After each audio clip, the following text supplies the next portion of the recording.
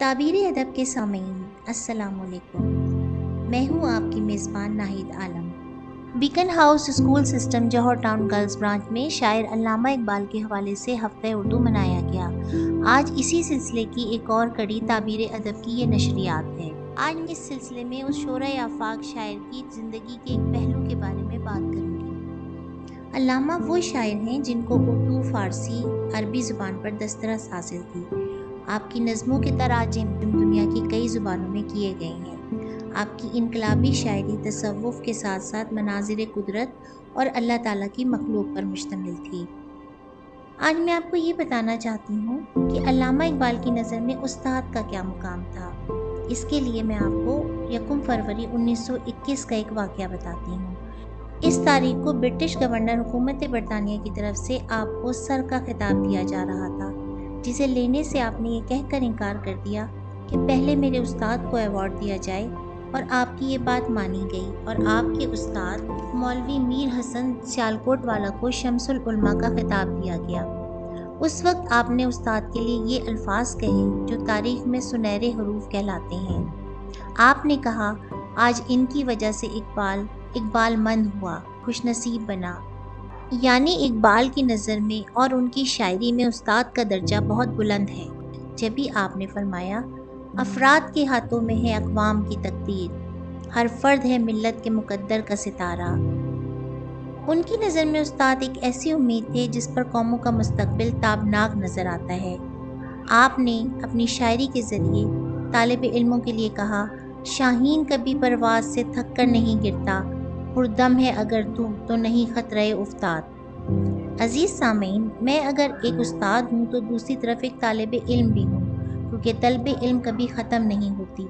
उस्ताद के मर्तबे को बयान करने के साथ साथ तालिब इल्मों की अहमियत से इकबाल कभी गाफिल नहीं हुए। क्या खूब कहा, तुझे किताब से फ़राग के नहीं के तू, तुझे किताब से फ़राग नहीं के तू, किताब ख्वाह है मगर साहिब किताब नहीं। यानी इशारा दिया जा रहा है कि पढ़ो, कि पढ़ना ही काम है तुम्हारा। इकबाल नौजवानों को शाहीन से तशबीह देते थे और उन्हें औजे कमाल यानी बुलंदी की तरफ ले जाने के ख्वाहां हैं। तू शाही है, परवाज है काम तेरा, तेरे सामने आसमां और भी हैं। आज इतने साल गुजर जाने के बाद भी इकबाल की शायरी रोज़े अव्वल की तरह ताज़ा है और हम उनसे रहनुमाई हासिल कर रहे हैं और करते रहेंगे। मेरे अजीज़ सामीन, मेरी आपसे ये गुजारिश है कि आप भी इस अजीम शायर की शायरी से लुत्फ़अंदोज़ होने के लिए इसे समझें। शुक्रिया। ये तो मेरी राय और तासुरात थे। अब बारी है तालिबात की। आज की तालिबात ज़हीन भी हैं और पुरतजस्सुस भी। वो पढ़ाई के साथ साथ गैर निसाबी सरगर्मियों में भी दिलचस्पी लेती हैं। उर्दू ज़ुबान की खूबसूरती अगर नसर में नज़र आती है तो दूसरी तरफ शायरी लोगों को महसूस करती है। हमारी तालिबात भी शायरी से शगफ रखती हैं, इसीलिए वो अल्लामा इकबाल के बारे में पुरअतमाद अंदाज से अपनी राय दे सकती हैं। तो आइए सुनते हैं कि हमारी तालिबात अल्लामा के लिए क्या कहती हैं। अस्सलाम वालेकुम, मैं हूँ आयशा। मेरी नज़र में अल्लामा इकबाल उर्दू और फ़ारसी के तमाम शोरा में से सबसे अजीम हैं। उन्होंने कहा कि कौम की तरक्की और तकदीर सिर्फ अफराद के हाथों में है। उनका मशहूर शेर है, अफराद के हाथों में है अक़वाम की तकदीर, अफराद के हाथों में है अक़वाम की तकदीर, हर फर्द है मिल्लत के मुकद्दर का सितारा। अस्सलामुअलैकुम, मेरा नाम अरूश खान है। डॉक्टर अल्लामा मोहम्मद इकबाल अजीम शायर, जिन्हें गज़ल का इमाम भी कहते हैं। हम उन्हें मुसव्वर पाकिस्तान और मुफक्कर इस्लाम भी कहते हैं और शायर मशरिक़ और दानिश्वर कहते हैं। उनकी तहरीरों को जब मैंने पढ़ा तो मैं इस नतीजे पे पहुंची कि उनकी सोच और फिक्र का महवर इस्लाम है और हमारी नई आने वाली नस्ल। मेरा कलम इस अजीम हस्ती का मुकम्मल अहाता नहीं कर सकता कि इन्होंने नौजवानों में खुदी और इस्लाम की फिक्र को जगाया। तो हमारे नौजवान नस्ल को चाहिए कि अल्लामा मोहम्मद इकबाल की दिए हुए खुदी के तसव्वुर को अपनाएं।